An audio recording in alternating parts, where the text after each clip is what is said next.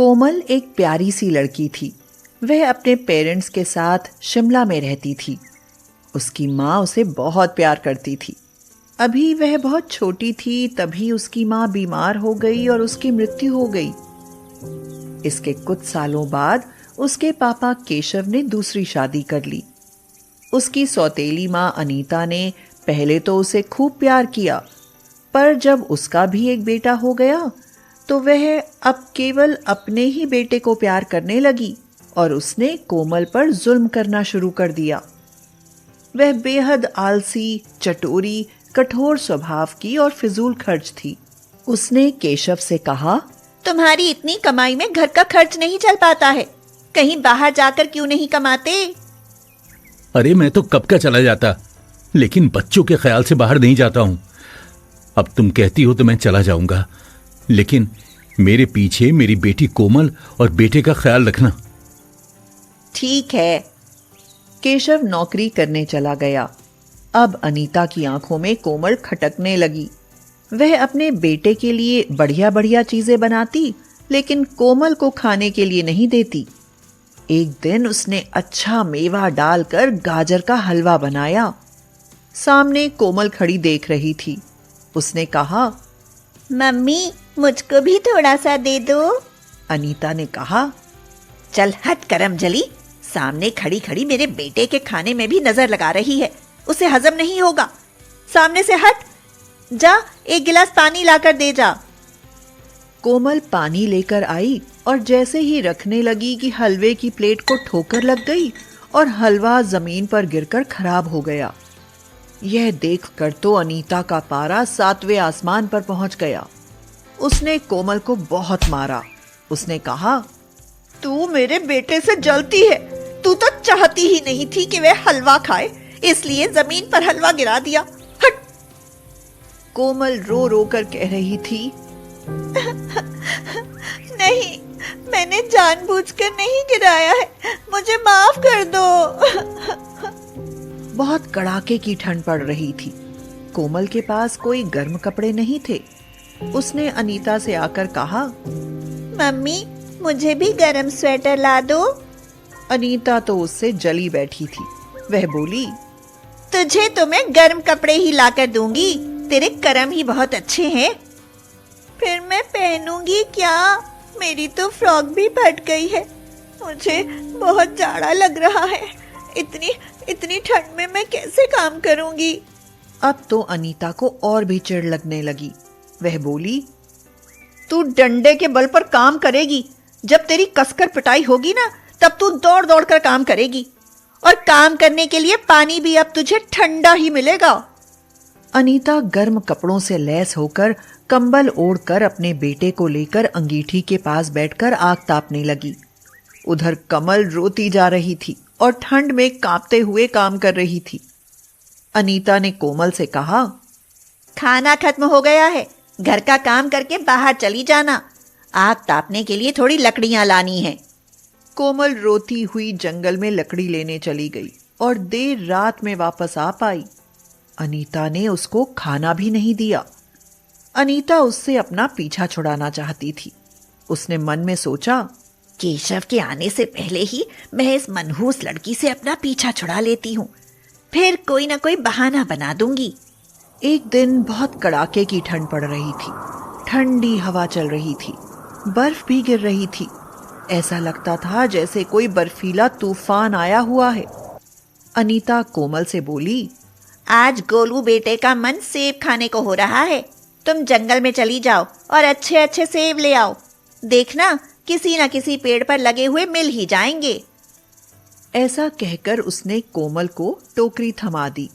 Mummy, इस समय तो सेबों का सीजन भी नहीं है, सेब के पेड़ों पर तो पतझड़ आया हुआ है, पेड़ ठूंठ की तरह खड़े हुए हैं, फिर सेब कहाँ मिलेंगे? अनीता भी इस बात को अच्छी तरह से जानती थी, लेकिन उसने कोमल के 2-3 थप्पड़ मारे और गुस्से में भरते हुए बोली, काम चोर कहीं की, बहाने बनाती है, घर बैठे ही तुझे पता चल गया कि पेड़ों में कुछ नहीं लगा है। अब जा चुपचाप टोकरी पकड़, सेब नहीं लाई तो मैं तुझे मार डालूंगी, समझी? कोमल डर गई। डलिया लेकर वह घर से बाहर निकल गई और पहाड़ के जंगल में चल दी। ठंड से कांपती, तेज हवाओं और बर्फ से घिरी वह जोर जोर से रोने लगी।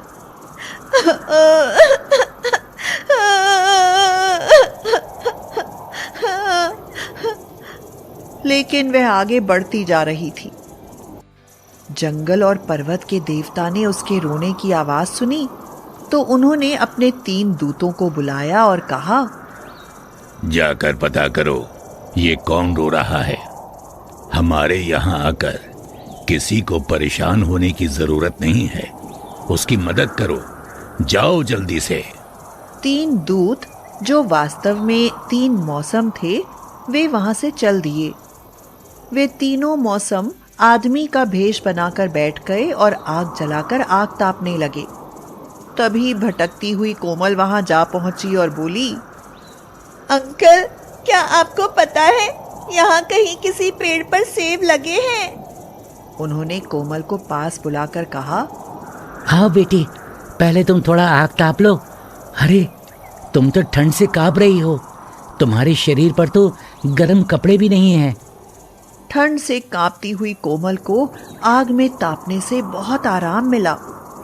वह थोड़ी आराम में हुई तो वे आदमी बोले, बताओ तुम क्या चाहती हो? मुझे सेब चाहिए, नहीं तो मम्मी मुझे मार डालेंगी। तभी आश्चर्य हुआ। कोमल ने देखा सेब के पेड़ों पर नई पत्तियां आने लगी। सेब के पेड़ लाल लाल सेबों से भरे हुए हैं। वह खुशी से उछल पड़ी और बोली, वाह, अब तो मजा आ गया, इतने अच्छे सेब तो मैंने कभी नहीं देखे। उन लोगों में से आदमी ने एक सेब तोड़कर कोमल को दिया और कहा, लो, पहले इस सेब को खाओ, फिर तुमको बिल्कुल भी ठंड नहीं लगेगी। उन लोगों ने उठकर डाली झुका दी और कोमल ने लाल लाल पके हुए सेबों को तोड़कर टोकरी में भर लिया। उसमें से छड़ी वाले आदमी ने कहा, आओ, मैं तुम्हें तुम्हारे घर छोड़ देता हूँ। उसने कोमल को गोद में लिया और बहुत तेजी से लंबे लंबे डग भरता हुआ बड़ी जल्दी कोमल के घर के बाहर आ गया। उसने कोमल को उसके घर के बाहर छोड़ दिया और चला गया। इधर कोमल के जाने के बाद से ही कोमल के भाई को तेज बुखार आ गया था और उसकी माँ अपने बेटे की सेवा में लगी हुई भगवान से मना रही थी, भगवान, मेरा बेटा ठीक हो जाए। तभी कोमल की आवाज आई, मम्मी, दरवाजा खोलो। यह सुनकर अनीता चौंक पड़ी। अरे ये कोमल कहाँ से आ गई?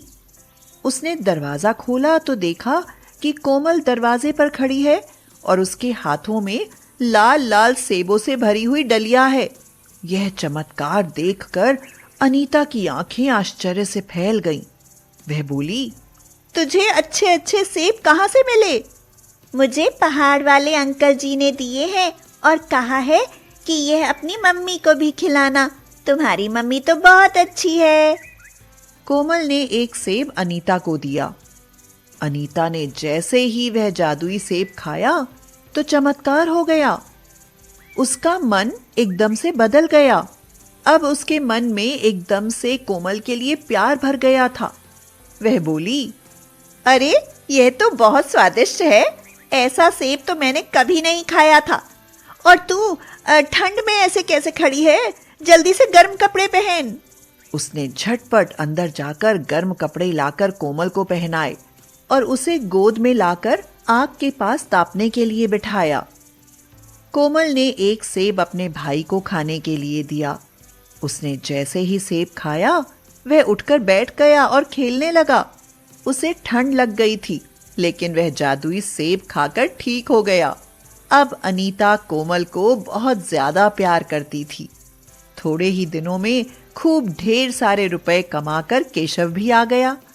अब पूरी फैमिली बड़े आराम से रहने लगी।